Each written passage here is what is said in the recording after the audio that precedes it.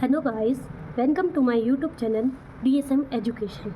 Today we are discuss about class 10th chapter Chemical Reaction and Equation. Chemical reaction को समझने से पहले सबसे पहले हमें उसके लिए समझना पड़ेगा change. What is change? Change क्या होता है? The transformation of a substance from one form to another. किसी भी सब्सटेंस का ट्रांसफॉर्मेशन होना उसके एक फॉर्म से दूसरे फॉर्म में, उसी को हम कहते हैं चेंज. चेंज जो होता है वो टू टाइप्स का होता है, physical change and chemical change. Physical change means change that enter the form, shape, size और state of a substance without changing its chemical identity. किसी भी सब्सटेंस का उसके शेप में, साइज़ में या स्टेट में चेंज होना विदाउट केमिकल आइडेंटिटी, उसका केमिकल आइडेंटिटी में कुछ भी चेंज नहीं होना, उसको हम कहते हैं physical change. Physical like example melting of ice. Ice का मेल्ट होना सॉलिड टू लिक्विड फॉर्म में, ये क्या हो गया, एक स्टेट चेंज हो गई उसकी. फिजिकल चेंज में उसकी स्टेट चेंज हुई है, कोई भी केमिकल चेंज इसमें नहीं हुआ है. बॉइलिंग ऑफ वाटर एग्जाम्पल है boiling of water liquid to gas. अब हम चलते हैं केमिकल चेंज में. What is chemical change? Change that involve the formation of new substance with different chemical composition and properties. किसी भी सब्सटेंस का उसकी केमिकल में चेंजेस होना, किसी भी सब्सटेंस का न्यू फॉर्मेशन होना, उसको हम कहते हैं केमिकल चेंज. जैसे कि कर्डिंग ऑफ मिल्क जो है उसका चेंज हो गया कर्ड में. हम मिल्क से कर्ड बना सकते हैं बट कर्ड से मिल्क नहीं बना सकते, इसी को हम कहते हैं chemical change. Second example is rusting of iron, formation of iron oxide. अब हम चलते हैं केमिकल रिएक्शन पे. What is chemical reaction? A chemical reaction is a process where one or more substances called reactants and converted into one or more different substances called products by breaking and forming chemical bonds. Simple language है guys कि अगर हम किसी भी reactant को,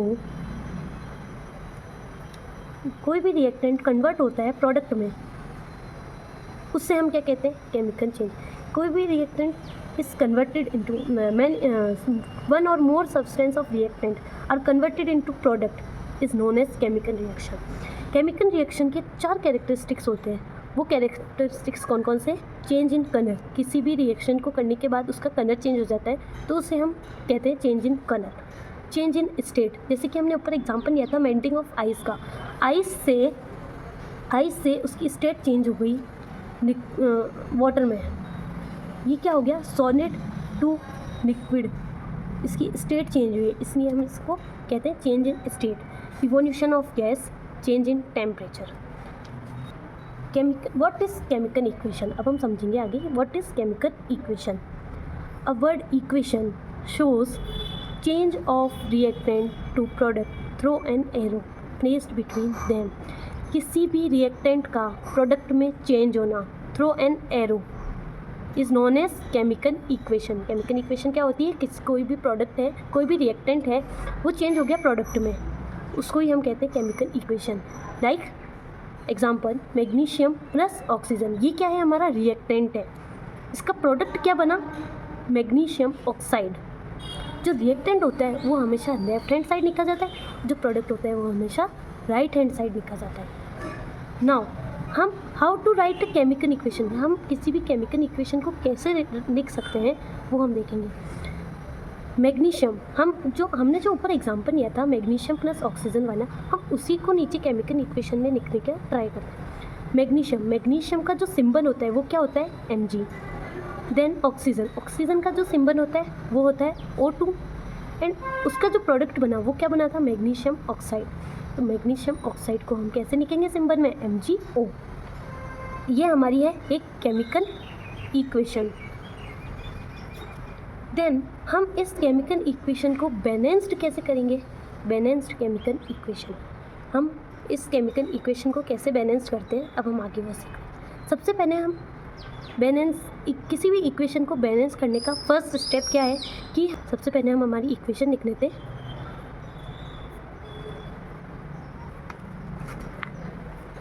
first step, draw boxes around each formula. Then step second, हम step second में two में क्या करेंगे, इसकी लिस्ट बनाएंगे कि रिएक्टेंट साइड में कितने मैग्नीशियम है और कितने ऑक्सीजन है, देन प्रोडक्ट साइड में कितने मैग्नीशियम है और कितने एलिमेंट ऑफ ऑक्सीजन है। तो ये हमारा मैग्नीशियम, ये हमारा ऑक्सीजन, रिएक्टेंट एंड प्रोडक्ट। अब हम देखेंगे रिएक्टेंट साइड में कितने मैग्नीशियम है, 1, देन प्रोडक्ट साइड में कितने मैग्नीशियम है, 1। अब हम चलते हैं ऑक्सीजन पर। ऑक्सीजन साइड, रिएक्टेंट साइड में कितने ऑक्सीजन है, 2, एंड प्रोडक्ट साइड में कितने ऑक्सीजन है, 1। तो हम इसको बैलेंसिंग कैसे करेंगे, हम इसका स्टेप थर्ड पे चलते हैं। इसका स्टेप थर्ड है, बैलेंस करने का स्टेप थर्ड में ये होगा कि हमने लिखा magnesium plus oxygen, magnesium oxide.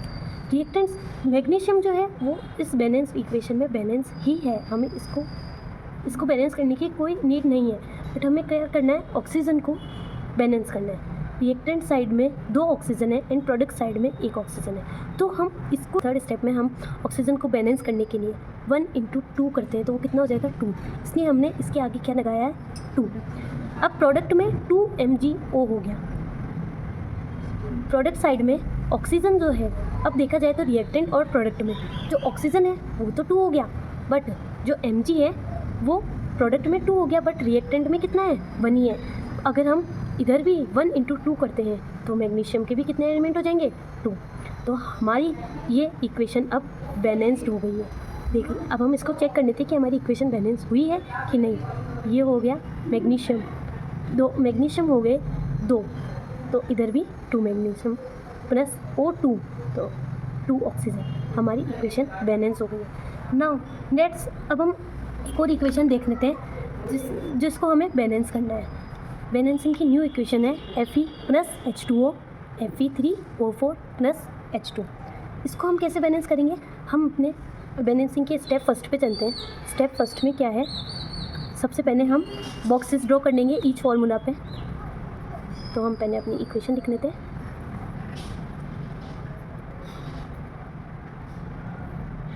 Draw a box around each formula. Then step 2 is, हम इसकी लिस्ट बना लेंगे कि रिएक्टेंट साइड में कितने प्रोडक्ट, कितने एलिमेंट है, एंड प्रोडक्ट साइड में कितने एलिमेंट है, आयरन, हाइड्रोजन, ऑक्सीजन। रिएक्टेंट में आयरन 1 मोल में 1 एटम में है, एंड प्रोडक्ट में कितने हैं, 3। देन हाइड्रोजन के, रिएक्टेंट साइड में हाइड्रोजन के 2 एटम है एंड प्रोडक्ट साइड में हाइड्रोजन के 2 ही एटम है। देन ऑक्सीजन, रिएक्टेंट साइड में ऑक्सीजन का 1 एटम है, बट प्रोडक्ट साइड में ऑक्सीजन के 4 एटम है। तो हमारी ये लिस्ट प्रिपेयर हो गई है कि आयरन, हाइड्रोजन एंड ऑक्सीजन के रिएक्टेंट साइड में कितने एटम है एंड प्रोडक्ट साइड में कितने एटम है। अब हम इसके बैलेंसिंग के स्टेप थर्ड पे चलते हैं। स्टेप थर्ड का सबसे पहला रूल क्या है गाइस, कि किसी भी इक्वेशन में हमें बैलेंस करने से पहले हाइड्रोजन एंड ऑक्सीजन के अलावा जितने भी एलिमेंट्स हैं हम सबसे पहले उन सबको बैलेंस करेंगे।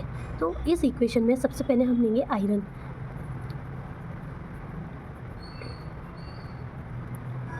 सबसे पहले आयरन को बैलेंस करने के लिए हम देखेंगे, आयरन के रिएक्टेंट में 1 एटम है बट प्रोडक्ट में 3 एटम है।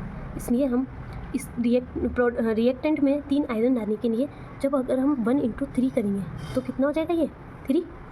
तो प्रोडक्ट एंड रिएक्टेंट में आयरन का जो एटम है वो इक्वल हो गया है। अब हम चलेंगे ऑक्सीजन पर। ऑक्सीजन एटम, प्रोडक्ट साइड में 4 एटम है लेकिन रिएक्टेंट साइड में 1 एटम है। हम ऑक्सीजन को बैलेंस करने के लिए 1 × 4 करते हैं तो ऑक्सीजन भी हो जाएगा 4। हमने H2O के आगे 4 लगा दिया। अब क्या हुआ गाइस कि जो ऑक्सीजन एटम है वो तो बैलेंस हो गया लेकिन हाइड्रोजन अभी तक बैलेंस नहीं हुआ है। तो इस हाइड्रोजन एटम को बैलेंस करने के लिए हमने देखा कि रिएक्टेंट साइड में रिएक्टेंट साइड में भी हाइड्रोजन के 2 ही एटम थे एंड प्रोडक्ट साइड में भी 2 ही थे, बट हमने जब ऑक्सीजन को बैलेंस करने के लिए H2O के आगे 4 लगाया था तो हमारा जो हाइड्रोजन की जो बैलेंसिंग है वो हमारी अनबैलेंस्ड हो गई।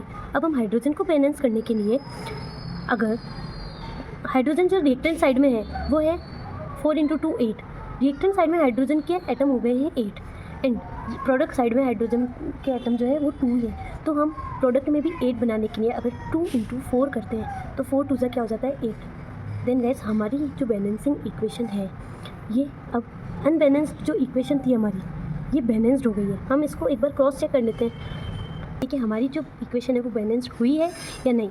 हम सबसे पहले देखेंगे Fe hydrogen then oxygen. Reactant side में अब कितने Fe एटम है 3, देन प्रोडक्ट साइड में कितने 3। अब हम देखते हैं हाइड्रोजन। रिएक्टेंट साइड में हाइड्रोजन है 4 2 8 हाइड्रोजन है एंड प्रोडक्ट साइड में 4 2 8 hydrogen. Then oxygen, reactant side में ऑक्सीजन के 4 एटम है एंड प्रोडक्ट साइड में ऑक्सीजन के 4 एटम है, तो हमारी ये इक्वेशन बैलेंस हो गई। देन गाइस हम किसी भी इक्वेशन को बैलेंस करने के लिए एक और इक्वेशन देते हैं। वह इक्वेशन है N2 + H2, देन इसका प्रोडक्ट बनता है NH3। अब गाइस इस इक्वेशन को आप बैलेंस कीजिएगा और मुझे कमेंट में ज़रूर बताइएगा इसका आंसर। देन गाइस आप उस इक्वेशन को ज़रूर सॉल्व कीजिएगा और इसका आंसर मुझे कमेंट में बताइए। अब हम केमिकल रिएक्शन जो चैप्टर है हमारा उसके नेक्स्ट टॉपिक पे चलते हैं जिसका नाम है टाइप्स ऑफ केमिकल रिएक्शन।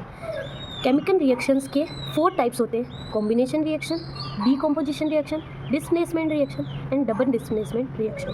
सबसे पहले हम देखेंगे कॉम्बिनेशन रिएक्शन क्या होता है।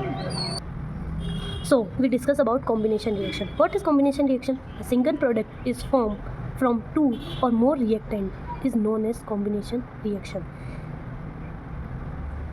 किसी भी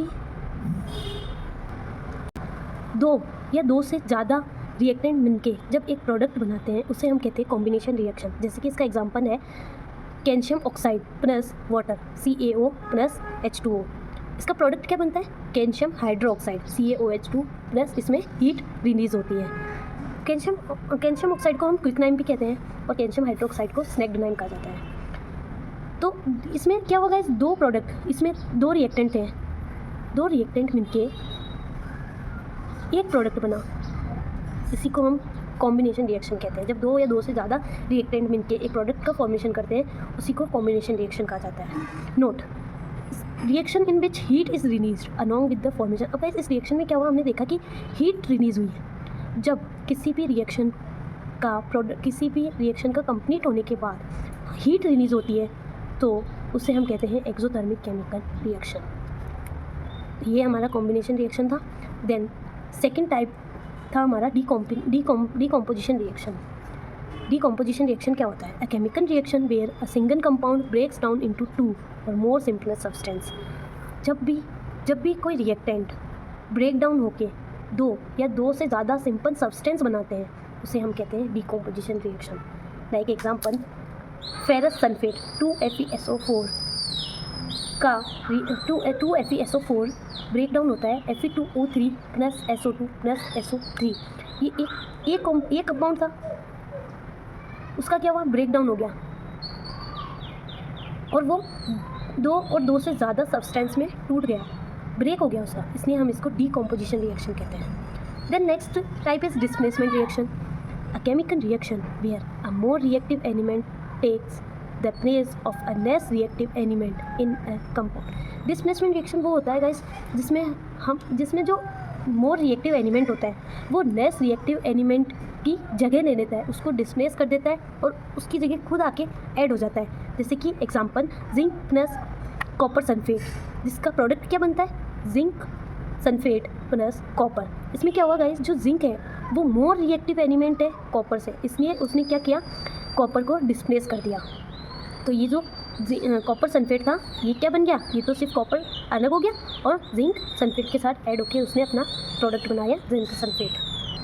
देन गैस डिस्प्लेसमेंट रिएक्शन पढ़ने के बाद इसका फोर्थ टाइप आता है double displacement reaction. Double displacement reaction क्या होता है? A chemical reaction where two compounds exchange ions और bonds to form two new compound. दो कंपाउंड एक्सचेंज होते हैं और नए दो कंपाउंड बनाते हैं, उसी को हम डबल डिस्प्लेसमेंट कहते हैं। जैसे गाइस हमने जब डिस्प्लेसमेंट रिएक्शन पढ़ा था उसमें जिंक ने कॉपर को डिस्प्लेस करा था, उसमें सिर्फ एक ही कंपाउंड डिस्प्लेस हुआ था, इसमें दो कंपाउंड एक साथ डिस्प्लेस होंगे, इसलिए इसको हमने डबल डिस्प्लेसमेंट रिएक्शन कहा है। इसका एग्जांपल है sodium sulphate Na2SO4 plus barium chloride. जब रिएक्ट करते हैं तो हमें प्रोडक्ट क्या मिलता है? BaSO4 barium sulphate plus NaCl sodium chloride. बस इसमें क्या हुआ, जो सोडियम है वो अटैच्ड हो गया क्लोराइड से एंड जो बेरियम है वो अटैच्ड हो गया सल्फेट से, और क्या किस प्रोडक्ट का फॉर्मेशन हुआ? Barium sulphate plus sodium chloride. Sodium chloride से अटैच हुआ एंड बेरियम सल्फेट से अटैच हुआ और प्रोडक्ट बन गया barium sulphate and sodium chloride. ये हमारा था डबल डिस्प्लेसमेंट रिएक्शन। इसमें दो कंपाउंड्स आपस में एक्सचेंज होते हैं, इसलिए इसको हम डबल डिस्प्लेसमेंट रिएक्शन कहते हैं। सो गाइस अब हम इस चैप्टर के नेक्स्ट टॉपिक पे चलते हैं, जो है oxidation and reduction. Oxidation and reduction को पढ़ने का सबसे सिंपल तरीका है गाइस कि हम इसके बीच का डिफरेंस पता कर लें। अगर हमें ऑक्सीडेशन एंड रिडक्शन के बीच का डिफरेंस अच्छे से पता होगा तो हमें ऑक्सीडेशन एंड रिडक्शन को समझने में कोई भी परेशानी नहीं आएगी। ऑक्सीडेशन मीन्स जिसके नाम में ही ऑक्सीजन है, तो मतलब ऑक्सीजन का ऐड होना। किसी भी रिएक्शन में अगर ऑक्सीजन का एडिशन हो रहा है तो उसको हम कहते हैं ऑक्सीडेशन रिएक्शन। वैसे ही हम चलते हैं रिडक्शन पे। रिडक्शन मतलब किसी भी चीज़ का रिमूव होना। अगर किसी भी रिएक्शन में रिमूवल ऑफ ऑक्सीजन होता है, ऑक्सीजन का रिमूवल हो जाता है, उसे हम कहते हैं रिडक्शन। देन अब इसमें ऑक्सीडेशन में क्या हो रहा है? ऑक्सीजन का एडिशन हो रहा है, तो रिमूवल किसका होगा? हाइड्रोजन का। किसी भी रिएक्शन में हाइड्रोजन का रिमूवल होता है तो उसे हम कहते हैं ऑक्सीडेशन रिएक्शन। एंड किसी भी इक्वेशन में, किसी भी रिएक्शन में हाइड्रोजन का एडिशन होता है तो वो कहलाता है रिडक्शन रिएक्शन। तो इन सिंपल वर्ड, ऑक्सीजन का ऐड होना एंड हाइड्रोजन का रिमूव होना क्या कहलाता है? ऑक्सीडेशन। एंड किसी भी रिएक्शन में ऑक्सीजन का रिमूवल होना एंड हाइड्रोजन का ऐड होना क्या कहलाता है? रिडक्शन। अब जैसे हम एक इक्वेशन देखते हैं, CuO copper oxide plus hydrogen, heat मिलती है जब इसे, तो ये क्या बन जाता है? Copper plus water. अब गाइस इसमें क्या हो, इस रिएक्शन में कॉपर से ऑक्सीजन रिमूव हो गया, कॉपर ऑक्साइड से ये कॉपर बन गया, तो हमने क्या देखा था? रिमूवल ऑफ ऑक्सीजन क्या होता है? रिडक्शन। तो ये क्या बन गया? ये कौन सी रिएक्शन हो गई? Reduction reaction. देन हम देखते हैं हाइड्रोजन के साथ रिएक्टेंट से प्रोडक्ट में क्या हुआ? ऑक्सीजन ऐड हो गया। जब हम देखते हैं किसी भी रिएक्शन में एडिशन ऑफ ऑक्सीजन तो वो क्या कहलाती है? Oxidation reaction. और जब ये रिडक्शन एंड ऑक्सीडेशन दोनों एक ही इक्वेशन में एक साथ हमें दिखाई देती है तो उसे क्या कहते हैं? Redox reaction. रेडॉक्स रिएक्शन की डेफिनेशन क्या हो जाएगी? When one reactant gets oxidised while the other gets reduced. जब एक रिएक्टेंट ऑक्सीडाइज हो रहा हो और दूसरा रिडक्शन हो रहा हो, such reaction are called oxidation reduction reaction. इसका दूसरा नाम क्या हो सकता है? ऑक्सीडेशन रिडक्शन रिएक्शन और रेडॉक्स रिएक्शन। इसी को हम रेडॉक्स रिएक्शन कहते हैं। अब अपन चलते हैं रिडॉक्स रिएक्शन के बाद corrosion topic, last but not a least topic. So corrosion क्या होता है? Corrosion it is a simple way के अंदर अपन अगर बोले कोरोजन मतलब है रस्टिंग ऑफ आयरन। मतलब कि आयरन मतलब कि कोई भी लोहे की चीज़ जिसके ऊपर जंग लग जाना, उसी को अपन कोरोजन बोलते हैं। तो अब अपन इसकी डेफिनेशंस देखते हैं। A natural process that converts a refined metal into a more chemically stable oxide। किसी भी मेटल का रिएक्शन होना ऑक्साइड के साथ, तो उसे हम क्या कहते हैं? कोरोजन। इसकी हम एक और डेफिनेशन देख सकते हैं, जैसे कि when a metal is attacked by substances around it such as moisture, acid, etc. It is said to corrode and this process is called corrosion। Guys जैसे हमने किसी भी मेटल को एटमॉस्फेयर में रख देते हैं तो उस एटमॉस्फेयर में मॉइस्चर भी होता है, एसिड वगैरह, एयर, वाटर, किसी से भी वो क्या होगा? फिर रिएक्ट होगा और उसके ऊपर, उस मेटल के ऊपर क्या हो जाएगा? कोरोजन हो जाएगा। जैसे कि हम देखते हैं the black coating on silver and the green coating on copper are other example of corrosion. जैसे हम देखते हैं सिल्वर क्या होता है? वो रखे ब्लैक होने लगती है क्योंकि उसके ऊपर ब्लैक कोटिंग हो जाती है, क्योंकि वो कोरोजन होने लग जाता है उसके ऊपर। ऐसे ही कॉपर के ऊपर हम देखते हैं कि वो उसके ऊपर ग्रीन कोटिंग होने लग जाती है। वो क्यों होती है? सिर्फ और सिर्फ कोरोजन की वजह से। तो हम सबसे सिंपल कोरोजन की डेफिनेशन, सबसे जो सिंपल डेफिनेशन है वो ये भी कह सकते हैं, rusting of iron is known as corrosion. Then corrosion को पढ़ने के बाद गाइस हम आ गए हैं इस चैप्टर के लास्ट टॉपिक पर। टॉपिक जिसका नाम है rancidity. Rancidity means what? The process where fats and oil in food oxidise leading to an unpleasant taste and smell. For example, जैसे कि अपने पास बहुत टाइम से कोई ऑयली चीज़ पड़ी है, तो अब क्या होगा, वो धीरे धीरे क्या होगा, वो एनवायरनमेंट से अटैच्ड होगा, तो क्या होगा, वो ऑक्सीडाइज हो जाएगा एनवायरनमेंट से। तो अब उसका क्या होगा कि उसका जो टेस्ट है वो क्या होगा, बहुत ऐसे वियर्ड सा हो जाएगा, बहुत गंदा सा, उसमें से स्मेल आने लग जाएगी। इट मीन्स वो प्रोडक्ट क्या हो गया है, अब ख़राब हो चुका है। सो इसी को अपन क्या कहते हैं, rancidity. Then guys, rancidity complete होने के बाद इसी के साथ हमारा ये चैप्टर फिनिश होता है। सो गाइस, अगर आपको मेरी वीडियो पसंद आई हो तो प्लीज़ लाइक करना, शेयर करना एंड चैनल को सब्सक्राइब ज़रूर कर देना। Thank you guys, thank you for watching.